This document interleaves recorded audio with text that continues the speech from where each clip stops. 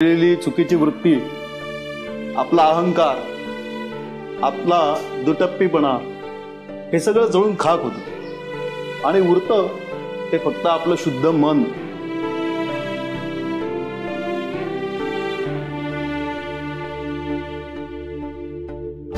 म्हणजे स्वतःलाच जाळायचं? हो, पण देह नाही, मन जळलं पाहिजे. माफीनं मन हलकं होतं, पण प्रायश्चित्तानं मन पवित्र होतं. प्रायश्चित्त, पापातनं मुक्त व्हायचं असेल तर प्रायश्चित्त घेतलं पाहिजे. प्रायश्चित्त, प्रायश्चित्त. कळालं ना तुम्हाला? हा, कळालं ना तुम्हाला? कळलं की कळलं. हे घ्या. ओम नमस्ते रुद्रमन्यवतोतैखवे नमः बाहुव्यामुतते नमः जाते रुद्र. प्रायश्चित्त, आग जाळायचं,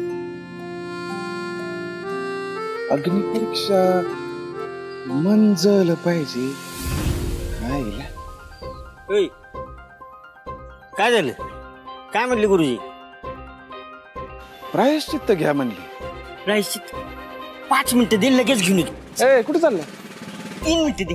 3 मिनिटात कुणाला तरी फोन करतो आणि विचारतो प्रायश्चित्त कुठे मिळते, लगेच घेऊन येतो. अरे, तुला काय प्रायश्चित्त म्हणजे काय तीर्थ वाटलं काय? बाटलीत मिळणार आहे ते? प्रायश्चित्त आणायला चाललंय. प्रायश्चित्त आहे ते, प्रायश्चित्त. प्रायश्चित्त,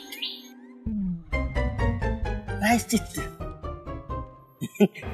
प्रायश्चित्त म्हणजे नेमकं काय करायला सांगितलं गुरुजींनी? तर काही हिशोब लागणं झालंय.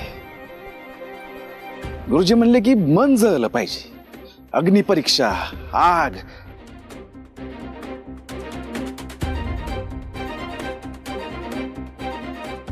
आगीवर चालायचं म्हणले काय ते? हा,